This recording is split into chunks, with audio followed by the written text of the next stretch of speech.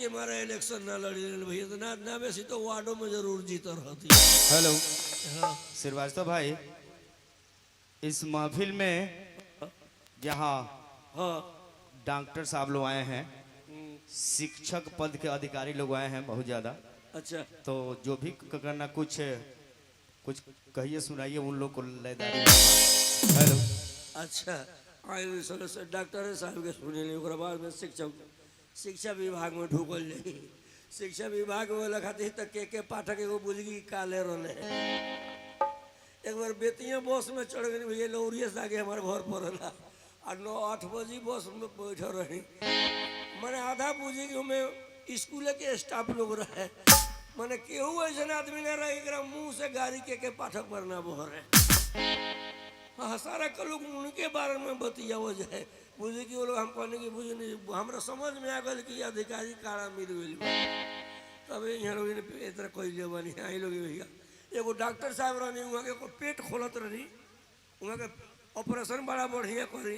एगो कोनो गई मरीज अपेंडिक्स के बीमारी रहे और पेट खोल दहनी आ पेट खोल के टाँका मार दहनी सीधनी घरे गई तो पेट में दर्द हो गई। फिर मरीज लाद के आयल हॉस्पिटल में तो डॉक्टर साहब फिर अल्ट्रासाउंड करौनी आ कहता नहीं लागत है कोई चीज छूट गई बा पेट के खोल दनी फिर आ कैंची निकाल दहनी आ फिर तो के सी दहनी फिर घर गई मरीज तो पेट में दर्द हो गई। फिर दोबारा आयल तो डॉक्टर साहब कहते नहीं अब अल्ट्रासाउंड करा के देखते तो कहते नहीं लगा था में ब्लड छूट गई। फिर पेट खोल दनी ब्लड निकाल के लगनी सी है तो मरीजवा कहता है डॉक्टर साहब वो काम करी ना तो कहते कहा आज आपकी नाव को तो चैने लगा दिए कर में बार बार खोला तो रही सिया तो रही चैन में रही तो बढ़िया रही हम अपन हाथे खोल के घर ही निकाल लेकिन भैया ये पटना MBBS के कमाल है भैया। 50 रुपया भैया एगो भैया के तरफ से आयल बा हमारा पूरा पार्टी की तरफ से शुक्रिया और धन्यवाद भैया। कहल गई बा कि मोहब्बत में हर आशिक को लड़ना पड़ता है।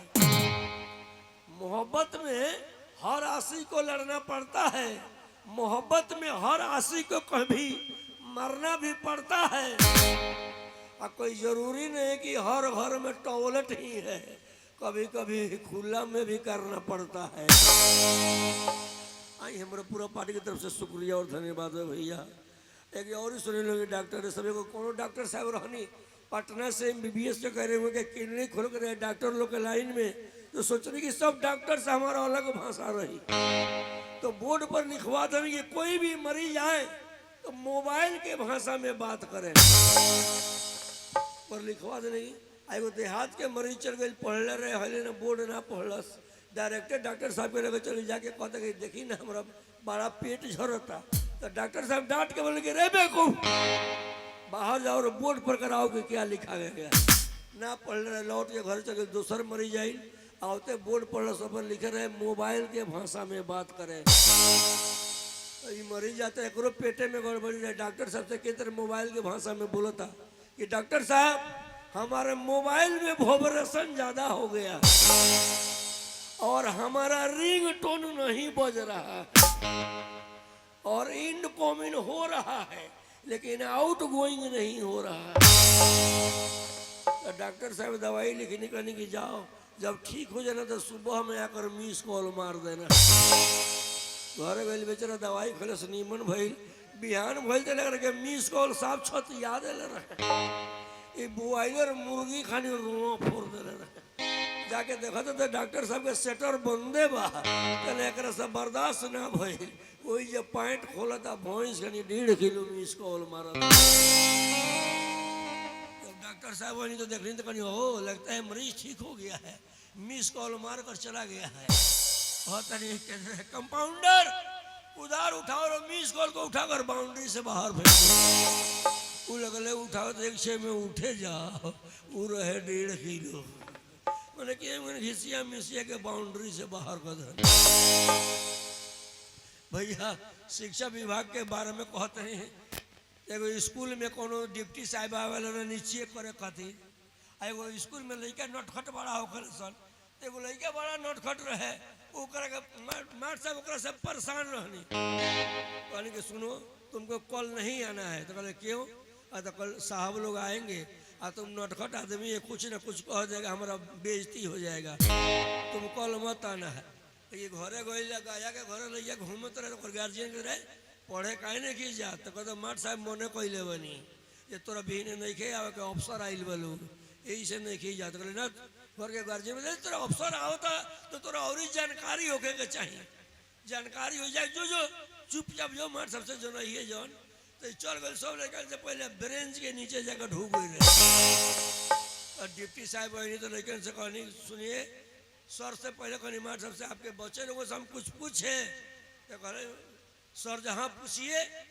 तो डिप्टी साहब पूछे तो ये बच्चों आप लोग बताओ कि शरीर में कौन ऐसा चीज है जो चीज एक है और नाम अनेक है। अब कौनो लड़का ना बता पौले सन, तेरे ब्रेंच के नीचे ढुकल रह कर रखे पाई ना, सर दे निकलता तो मार्शल के चश्मा गिर गई। इस ससुरा उल्टे सुलटे बताई, देखते नहीं क्या बताई। कहेगा बताओ, तो कहता सर हम बताएंगे। तो देखिए किस तरह बताओ था सर शरीर में एक बाल ही ऐसा चीज है जो चीज एक है नाम अनेक है। जैसे सबसे पहले आइए सर पर ही तो कोई अंग्रेजी में इसको हेयर बोला जाता है, हिंदी में बाल बोला जाता है, भोजपुरी में केस बोला जाता है। सर कहले गुड थोड़ा और बताओ, तो थोड़ा सा और नीचे आ जाइए तो इसको भौं बोला जाता है। ठीक है और बताओ, तो थोड़ा सा और नीचे आ जाइए तो इसको आँख का पुतली बोला जाता है। ठीक है और बताओ, तो थोड़ा सा और नीचे आ जाइए तो इसको मूछ बोला जाता है। और बताओ और उदाहरण दो, तो थोड़ा सा और नीचे आ जाइए तो इसको दाढ़ी बोला जाता है। और उदाहरण दो, तो थोड़ा सा और नीचे आ जाइए तो इसको सीने का बाल बोला जाता है। और उदाहरण दो, तो कहता थोड़ा सा और नीचे आ जितना माचा मिंटुआ, तो कहते ना मार साहब करो नाम जानकारी बा ना बताइए वो काने में बता देते नहीं। समझिए कोई लोग हम लोग बात हो रहे बा ये अब इतना लोग समझदार लोग बटे भैया यही तरह एगो तरकारी के दुकान पर चल गई नहीं, वो हाय सो के सब्जी पर पानी छीटत रहे। आए लगे संतोष शर्मा जी की तरफ से 101 रुपये हमारा पूरा पार्टी की तरफ से शुक्रिया और धन्यवाद बा। भैया कहल गई बा जे सागर में गागर बहा देला उहे नु हिया हो, जे अपने जर के दूसरा के मजूर देला उहे नु दिया हो। चलत में तो हाथ सब कोई पकड़ लेला, जे पकड़ के निभावेला उहे नु असली पिया हो। आई हमारा पूरा पार्टी की तरफ से शुक्रिया और धन्यवाद बा भैया। का कहत नहीं है देखी भोर पर वही सब्जी, हाँ सब्जी ये बताओ तो नहीं देखी यही तरह सब्जी के दुकान पर सब्जी पर हाथ से पानी छीटत रहे। तेरा पीछे ही झोरा लेके खड़ी है, कहता क्या चाहिए? हम कहने भिंडिया होश में आई जो कहता आधा किलो तौल दो। तो कहता हमारे भिंडिया बेहोश बता मुझे पानी का छीटत रहा, तब पानी छीटत रहा। आए लोग भैया अपना बिहार के बारे में सुनी लोग, बिहार के व्यवस्था पर सुने वाला आदमी बानी लोग ढंग से समझता नहीं बात, कोनो कोनो बात जान के भी भैया ना कहल जाला, वो चीज के समझे वाला लोग ना रहेला। लेकिन अपने लोग बात पकड़ता नहीं, पॉइंट पकड़ता नहीं, यही पर सुनी लोग।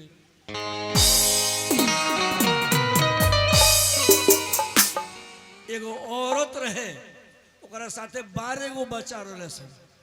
ट्रेन में चढ़ गई, अरे जब रेस्टोरेंट में चढ़ गई, कोनो बच्चा के ए सीट पर, कोनो बच्चा के वो सीट पर, कोनो बच्चा के वो सीट पर। 12 गो बच्चा कम भी ना हो खेला, 12 गो बच्चा सब पूरा कंपार्ट छेक रहा। तो ऊपर चढ़े वाला और लोग चढ़े, एगो महिले चढ़ जाता है तो कहते हटाओ ना हमारा सीट पर से लड़कों के अपना, तो कहते हैं ना हटाओ, अरे रुक जाइए ना संभाल लेंगे पारा पारी। तो कहते हाँ बच्चा जन्माओ के था है ना लगेला, 12 गो जन्मा दहलिया दूसरा के सीट छेकवाले बड़ी। तो वो औरत ये कहते रुते बुझाते हम शौक से पैदा कैले बानी उतरे बोलते नहीं। औरत चिहा हाँ शौक से पैदा नहीं के बोल ना, ये शौक से नहीं के बोल, बिहार सरकार के व्यवस्था के गड़बड़ी से 12 गो भइल हुआ। तो तो से के तरह गड़बड़ी भइल बा और लोग लग लागल सुने ध्यान से। तो बोला देखो पहला बच्चा पति के प्यार में, दूसरा बच्चा पद के अधिकार में, तीसरा बच्चा देवर के दुलार में, चौथा बच्चा ससुर के संस्कार में, पांचवा बच्चा बलात्कार में, और छठा बच्चा पर मुखिया जी के लगे रिपोर्ट लिखा होगा उनका व्यवहार में, सातवां बच्चा पुलिस के तफसीफ में, आठवां बच्चा वकील के फीस में, नौवां बच्चा पुरस्कार साहब के प्रेसिडेंट में, और 10वां बच्चा दोस्त साहब के जजमेंट में।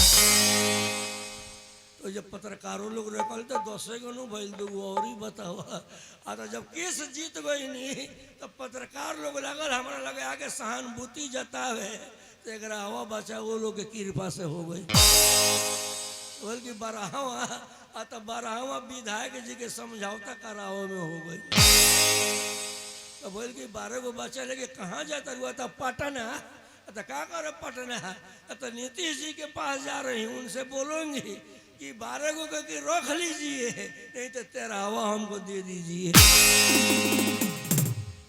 अच्छा भैया ऐसे लोग हमरा के पलस्तर राम कहेला। आगे 8 दिन न बीतेला हमारा देह में कहीं ना कहीं पलस्तर होइए जला। ऐसे लोग हमरा के पलस्तर राम कहेला भैया। अब मोबाइल देखे के बड़ा शौकीन है।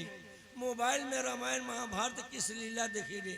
आज हमरा साथ ऐसा दुर्घटना भइल कि परिदारी में एगो लड़का बकर नाम भोलवा कहता कि आई ना चाचा देख रही कथी चलता रहे तो कहता महाभारत।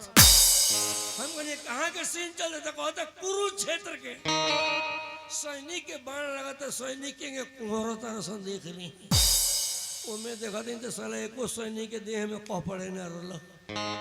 वो कहता